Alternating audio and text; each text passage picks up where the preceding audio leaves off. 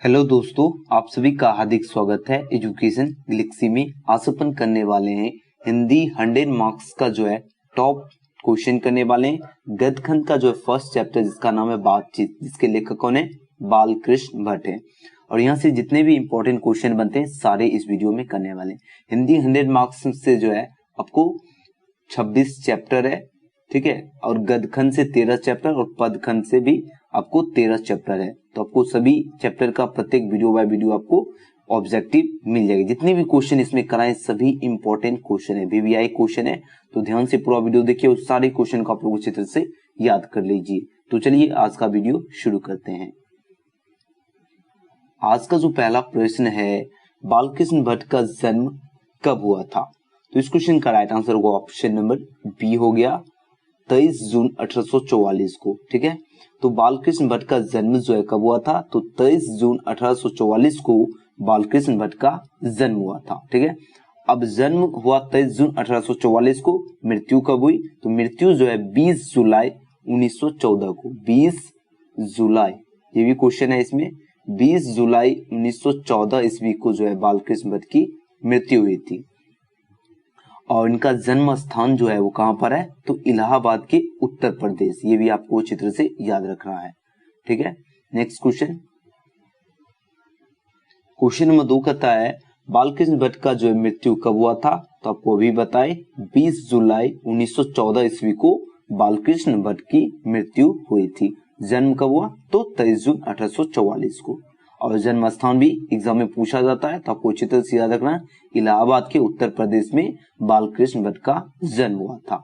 Next question, अब है question number 3। Question number 3 कहता है बातचीत जो है वो क्या है? तो राइट आंसर होगा ऑप्शन नंबर डी हो जाएगा, निबंध है। बातचीत जो है वो क्या है? निबंध है। ये क्वेश्चन बहुत बार एग्जाम में पूछा गया, आप लोग को अच्छी तरह से याद रखना है। बातचीत जो है वो क्या है? निबंध है। Next question, question number 4। Question number 4 कहता है बालकृष्ण जो है किस युग के रचनाकार थे? जितने भी क्वेश्चन है सारे ये भी इंपॉर्टेंट क्वेश्चन है, आप लोग अच्छी तरह से याद करते चलिए। तो बालकृष्ण जो है किस युग के रचनाकार थे? तो राइट आंसर होगा ऑप्शन नंबर बी, भारतेंदु युग के रचनाकार थे बालकृष्ण, ठीक है। तो बालकृष्ण जो है किस युग के रचनाकार थे? तो भारतेंदु युग के रचनाकार थे Balkrishna Bhatt. Next question, question number 5। Question number 5 कहता है संयोक्ता स्वयंवर जो है किसकी रचना है? तो राइट आंसर होगा ऑप्शन नंबर सी होगा, श्रीनिवास दास की रचना है। तो संयोक्ता स्वयंवर जो है किसकी रचना है? तो श्रीनिवास दास की रचना है संयोक्ता स्वयंवर। ऑप्शन नंबर सी हो गया राइट आंसर, श्रीनिवास दास की। Next question, question number 6। Question number 6 कहता है कौन सी रचना बालकृष्ण भट्ट की नहीं है? यहां पर पूछा नहीं है, तो राइट आंसर होगा ऑप्शन नंबर डी, परीक्षा गुरु। परीक्षा गुरु जो रचना है जो कि बालकृष्ण भट्ट की नहीं है। ऑप्शन नंबर डी हो गया right answer. Next question, question number 7। Question number 7 कहता है बातचीत के माध्यम से बालकृष्ण भट्ट जो है वो क्या बतलाना चाहते हैं? तो इस क्वेश्चन का राइट आंसर होगा ऑप्शन नंबर ए हो जाएगा, बातचीत की शैली बतलाना चाहते हैं बालकृष्ण भट्ट। तो बातचीत के माध्यम से जो है बालकृष्ण भट्ट जो है क्या बतलाना चाहते हैं? तो बातचीत की शैली। ऑप्शन नंबर ए हो गया right answer. Next question, question number 8। Question number 8 कहता है संवाद में सबसे महत्वपूर्ण क्या है? तो राइट आंसर होगा ऑप्शन नंबर सी हो गया, आत्मीयता जो है सबसे महत्वपूर्ण है। तो संवाद में जो है सबसे महत्वपूर्ण जो है वो क्या है? तो आत्मीयता जो है वो सबसे महत्वपूर्ण है संवाद में, ठीक है। इंपॉर्टेंट क्वेश्चन है, आपको अच्छी तरह से याद रखना है। तो संवाद में जो है सबसे महत्वपूर्ण जो है क्या है? तो आत्मीयता है। Next question, question number 9। Question number 9 कहता है भट्ट जी को जो है किसने अंग्रेजी साहित्य के एडिशन और स्टील की श्रेणी में रखा है? तो इस क्वेश्चन का राइट आंसर होगा ऑप्शन में सी, रामचंद्र शुक्ल। तो भट्ट जी को जो है किसने अंग्रेजी साहित्य के एडिशन और स्टील की श्रेणी में रखा है?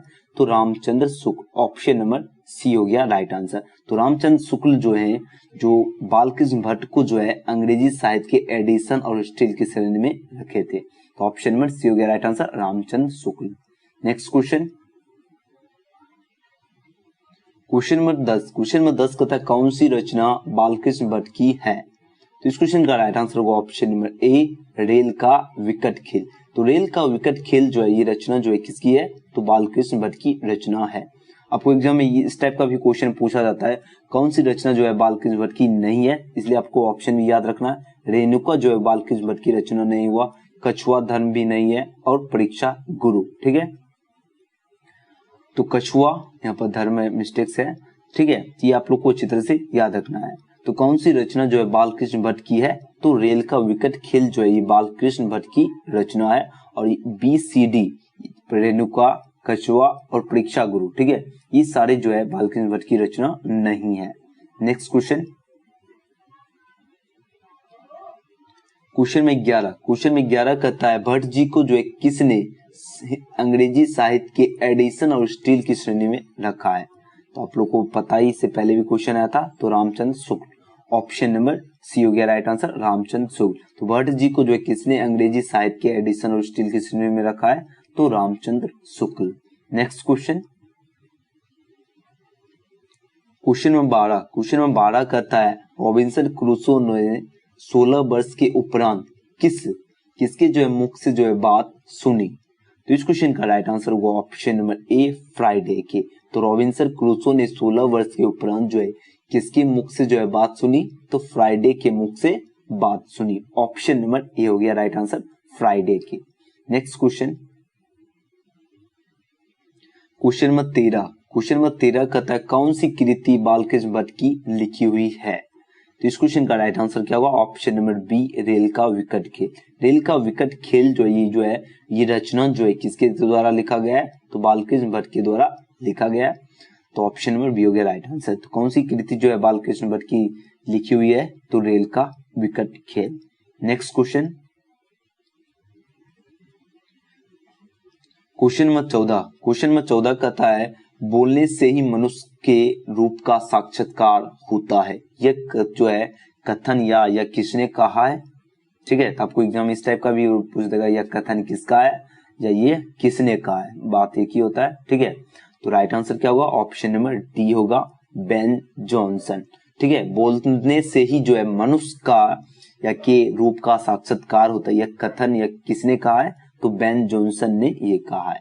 इंपॉर्टेंट क्वेश्चन है, आप लोग को अच्छी तरह से याद रखना है। बोलने से ही मनुष्य के रूप का साक्षात्कार होता है, यह जो है किसने कहा है? तो बेन जॉनसन ने कहा है। नेक्स्ट क्वेश्चन, क्वेश्चन नंबर 15 कहता है बालकृष्ण भट्ट का निवास स्थान कहां पर है? ठीक है, तो बालकृष्ण भट्ट का जो है निवास स्थान जो है वो कहां पर है? तो इस क्वेश्चन का राइट आंसर होगा ऑप्शन नंबर बी होगा, इलाहाबाद के उत्तर प्रदेश में बालकृष्ण भट्ट का निवास स्थान है। ऑप्शन नंबर बी हो गया राइट आंसर।